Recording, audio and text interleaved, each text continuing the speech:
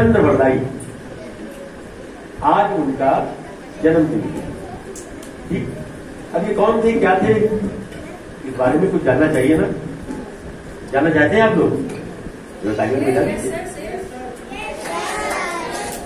तो बस इस जानकारी को देने के लिए मैं भाई हरीश भदौरिया जी को आमंत्रित कर रहा हूँ, वो आए और चंद्रवरदाई जी के विषय में कुछ जानी बातें आपके बीच होती। बहुत बहुत धन्यवाद आदरणीय, और माँ शारदे को प्रणाम करता हूँ। प्रबुद्ध मंच पर हमारे प्रेरणा स्रोत बैठे हुए इनको प्रणाम करता हूँ। आदरणीय सुशील सरन जी को जन्मदिन की बधाई और प्रणाम करते हुए आप सब लोगों की उपस्थिति को प्रणाम करता हूँ। हमारे प्रधानाचार्य इन सबको कहते हुए मैं आगे बढ़ता हूँ। आदरणीय चंद्रवरदाई जी के बारे में कुछ अटेंशन से हमारे देश के प्रथम महाकाव्य के रचयिता चंद्रवरदाई के बारे में कुछ कहने के लिए कहा गया है। चंद्रवरदाई जैसे महान व्यक्तित्व के बारे में कुछ भी कहना सूर्य को दीपक दिखाने जैसा है। फिर भी मंच की आज्ञा लेते हुए मैं जो कुछ बटोरा है, कुछ अपना है, कुछ उनका है। चंद्रवरदाई का मूल नाम पृथ्वीनाथ भट्ट था। चंद्रवरदाई का मूल नाम पृथ्वीनाथ भट्ट था। उनका बचपन का नाम वलेद्य था। बचपन का नाम जैसे किसी का नाम आकाश होता है, घर में उसको टिंकू रिंकू कहते हैं, इस तरह से उनका बचपन का नाम वलेद्य था। उनके पिता का नाम राव वैन था, परंतु नामवर सिंह अपनी किताब भाषा और साहित्य में उनके पिता का नाम मलह बताते हैं, और शांता सिंह अपने अध्ययन में दोनों नामों को मान्यता देते हैं। इनके जन्म के बारे में कहा जाता है कि चंद्रवरदाई का जन्म पृथ्वीराज चौहान का जन्म एक ही समय में हुआ था। यदि ऐसा माना जाए तो पृथ्वीराज राशि के प्रथम भाग के छंद 694 में ये लिखा है कि एकादश पंचदह विक्रम साख अनंत और तेरे पुजयपुर हरण को भय प्रतिराज नरेंद्र।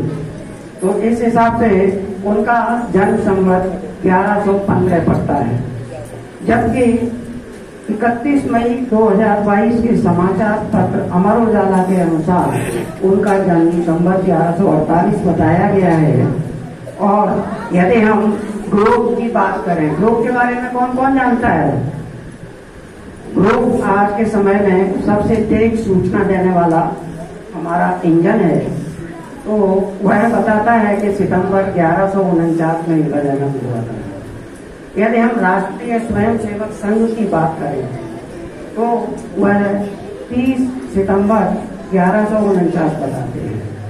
जन्म स्थान के बारे में रासो में ही प्रथम समय के छंद संख्या 594 में लिखा है, बलिभद्र सुनागौर चंद उपजिय लाहौर रहा। इसका मतलब कि वो लाहौर में उपजे थे, बाद में दिल्ली आए थे। यदि हम आगे चले, कई पुस्तकों को पढ़ने के बाद मैंने ये पाया कि आज के अध्येता सिर्फ बिपिन बिहारी त्रिवेदी को उनकी कृति चंद्रवरदाई की कविता के लिए निर्विवाद मानते हैं, अर्थात उसको ही सबसे ज्यादा वो मान्यता देते हैं। इसी किताब में यह छंद 11वें पृष्ठ पर लिखा है कि पृथ्वीराज के जन्म के समय चंद्र अर्थात चंद्रवरदाई महाराज सोमेश्वर के दरबार में आ गए थे, क्योंकि 691 नंबर छंद पर यह लिखा है कि तब सुमा बुलाए सोमेश्वर लोहानो और चंद्र और ले आवो अजमेर घर पहुंचे घर स्वयं। यहाँ लोहानो पृथ्वीराज के लिए और चंद्र चंद्रवरदाई के लिए कहा गया है। अतः यह कहा जा सकता है कि जो कथन है वह सत्य है। इसी के आधार पर यह भी माना जाता है कि पृथ्वीराज चौहान और चंद्रवरदाई दोनों साथ ही साथ खेले और पले बढ़े, इसलिए उनकी नैत्रीय अंतरंगता बहुत उच्च स्तरीय थी। आप लोगों में भी बहुत से ध्यान दीजिए, आप लोग आप लोगों में भी बहुत से मित्र ऐसे होंगे जिनके बारे में आप सबसे ज्यादा जानते हैं। ऐसे ही एक बार की बात है, पृथ्वीराज के जो चाचा थे कन्ह चौहान, उन्होंने चालुक्य वंश के भीमदेव नरेश को के चचाजात भाइयों, जैसे चाचा ताऊ के भाई होते हैं, उनके 7 भाइयों को उन्होंने मुंह छेंकने के लिए मार डाला था। जिस अपराध के फलस्वरूप पृथ्वीराज ने कन्हैया की आंखों पर पट्टी बांधने के लिए हीरे पन्नों की जड़ी हुई एक पट्टी बनवाई थी और इसका काम उनके आंखों पर बांधने के लिए चंद्रवरदाई को सौंपा गया था। इतना महत्व दिया जाता था। इसी के लिए पृथ्वीराज राजपूत में लिखा है कि कंचन किलाओ लगाए कल पट्टी बंदी चंद्रभट्ट और तेई बेर कन्ह चौहान रूप प्रकट अति। हम सभी यह जानते हैं कि कोई भी व्यक्ति यशस्वी एक दिन में नहीं बन जाता। उसके अंदर बहुत सारे ऐसे गुण होते हैं जो उसको यश प्रदान करने में सहायता प्रदान करते हैं। यदि हम चंद्रवरदाई की बात करें तो उनके मुख्य सद्गुणों में उनकी त्याग भावना और उनकी स्वामी भक्ति, इन 2 गुणों ने सबसे ज्यादा योगदान दिया। पृथ्वीराज रासों के छठ में समय के भाव में यह दिखाई देता है। एक बार राजा पृथ्वीराज जंगल में शिकार करने गए। शिकार करना आप लोगों को पता है क्या होता है? नहीं पता? जंगल में पुराने जमाने में राजा लोग शिकार करने के लिए शेर का शिकार, बाघ का शिकार करने के लिए अपनी सेना के साथ जाते थे, तो उसको शिकार करना कहते हैं, उसको आखेट करना भी कहते हैं। क्योंकि शिकार करना पृथ्वीराज जी को बहुत पसंद था, इसलिए वो अपने मित्रों को भी ले जाते थे। और मैं बता चुका हूं कि पृथ्वीराज के मित्र चंद्रवरदाई थे, तो उनसे उचित सलाह लेने के लिए उनको ले जाया जाता था। परंतु जंगल में चंद्रवरदाई अपनी सेना से बिछड़ गए और खोजते खोजते वो एक ऐसे ऋषि से जा मिले जो बहुत ही ज्ञानी थे। उन ऋषि को 52 वीरों को अपने वश में करने का मंत्र दिया था और उस मंत्र को पाने के लिए चंद्रवरदाई ने उनकी बहुत सेवा शुरू की और उनसे वो मंत्र ले लिया। तब जब वो वापस में महाराज से मिले तो उन्होंने महाराज को जब ये बताया तो महाराज पृथ्वीराज ने क्या कहा कि तो सब और न त्यों लोक में नट भट्ट नाटिक नर और संसार पर वो हित समय तो भी मात देवी सुगर। मतलब तुम्हारे ऊपर महारानी देवी की कृपा है। और त्याग की भावना देखिए कि बाद में जब वो दरबार में पहुंचे तो उन्होंने इस विद्या को, जो 52 वीरों की विद्या को उन्होंने वश में करने के लिए दिया था, वो उन्होंने बोला कि अब आप ये दूसरों को बांट दीजिए। तो उन्होंने बिना हिचक उन सभी सामंतों को वह विद्या का दान दिया जिसको वो सीख कर आए थे। तो यह उनकी त्याग भावना थी जिससे प्रभावित होकर उनको 20 गांव, एक सजा हुआ घोड़ा, एक सजा हुआ हाथी उनको इनाम में दिया गया था। और उस जमाने में 20 गांव पाना आज 1-1 इंच के लिए हो रहा है, बहुत बड़ी बात थी और यह उनकी पहली सफलता थी। चंद्रवरदाई के बारे में एक और प्रसंग आ जाने ये बहुत अच्छा लगेगा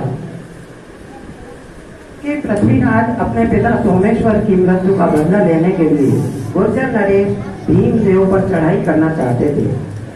भीमदेव को भड़काने के लिए कि भाई राजा जब तक अपनी तरफ से युद्ध के लिए ना आए तो हम कैसे करें, तो इसके लिए यह काम चंद्रवरदाई को सौंपा गया। चंद्रवरदाई ने क्या किया कि अपने गले में एक सीढ़ी डाल दी और साथ में एक जाल लिया।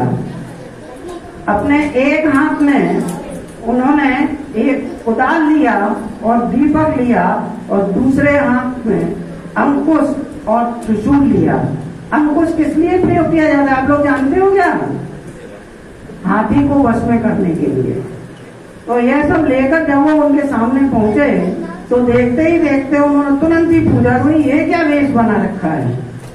तो चंद्रवरदाई ने उनको क्या जवाब दिया, ध्यान दीजिएगा कि महाराज ने कहा है कि भीमदेव अगर जल में छिपेगा तो जाल से पकड़ूंगा, आकाश में जाएगा तो नशे नहीं लगाऊंगा, पाताल में घुसेगा तो कुदाल से खोद कर निकाल लूंगा, और यदि अंधकार में छिपेगा तो इस दीपक से उसको ढूंढ लूंगा, और इस अंकुश से उसको अपने बस में करूंगा, और त्रिशूल से उसको मार दूंगा। ऐसा उन्होंने कहा। तो यह सुन के भीमदेव एकदम आग बबूला हो गए, जैसे पूरा हो गया। यह उनकी बात पटता थी। इन सब गुणों के अलावा चंद्रदाई बहुत ही विलक्षण योद्धा थे, कवि थे, वो उनके साथी थे, वो सब तो थे, योद्धा भी बहुत बड़े थे। क्योंकि इस चीज का उल्लेख पृथ्वीराज रासो के 61वें समय में कन्नौज युद्ध के वर्णन में है, जिसमें चंद्रदाई को लड़ते देखकर महाराज पृथ्वीराज स्वयं ही वाह कर उठे थे।